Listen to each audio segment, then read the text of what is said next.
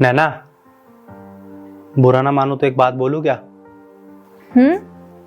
ऐसी क्या बात है जिसे सुनकर मैं बुरा मान जाऊंगी? वो मैं कह रहा था कि अगले महीने से घर खर्च के लिए 20,000 की जगह मैं तुम्हें सिर्फ 10,000 रुपये दे पाऊंगा। क्या? अयान, तुम्हें पता तुम क्या बोल रहे हो? एक बार बाहर जाके ना 1 महीने का राशन खरीद के देखो, कितना महंगा राशन आता है। और तुम खुद ही बताओ, बच्चों की ट्यूशन फीस, स्कूल की फीस, गैस का बिल, बिजली का बिल और घर के 10 खर्चे हैं। कैसे मैनेज करूंगी मैं यार?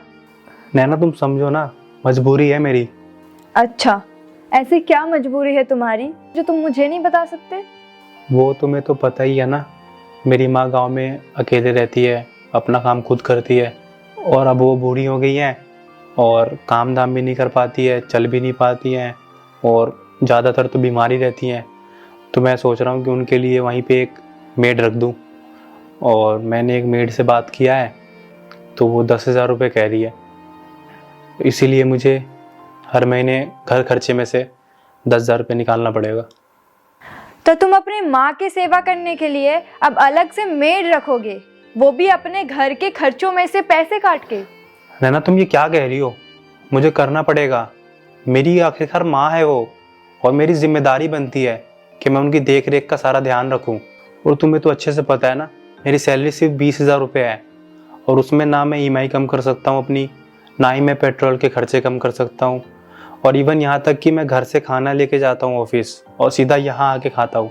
मेरा कोई एक्स्ट्रा खर्चा भी नहीं है, तब जाके मैं पैसे बचा पाता हूँ। तो मुझे घर के खर्चे में से ही उनके लिए भेजना पड़ेगा। लेकिन मम्मी जी के देखभाल के लिए अलग से पैसे खर्च करने की जरूरत क्या है? मैं समझा नहीं। क्या नहीं समझे यार? वो सिर्फ तुम्हारी माँ नहीं है, मेरी भी सासू माँ है, हमारे बच्चों की दादी है वो। तो उनकी सेवा और देखभाल हमें करना चाहिए, कोई और क्यों करेगा भला? यार, मुझे ऐसा लगा था कि मैं तुम्हें अगर बताऊंगा तो तुम क्या पता मेरे पे गुस्सा करो, ये बोलो कि मैं घर संभालूंगी कि बच्चों को संभालूं या तुम्हारी देखभाल करूं।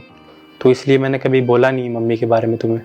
और वैसे भी सिर्फ हमारा यहाँ 2 ही रूम सेट है और उसमें भी एक में हम लोग रहते हैं और एक में बच्चे रहते हैं।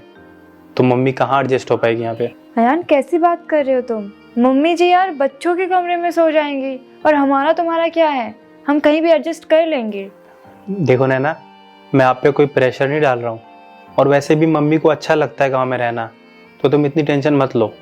अयान, इसमें परेशान होने वाली क्या बात है? वो तुम्हारी भी माँ है, मेरी भी माँ है, मैं उनका ध्यान रखूंगी। नैना, सिर्फ 10,000 की तो बात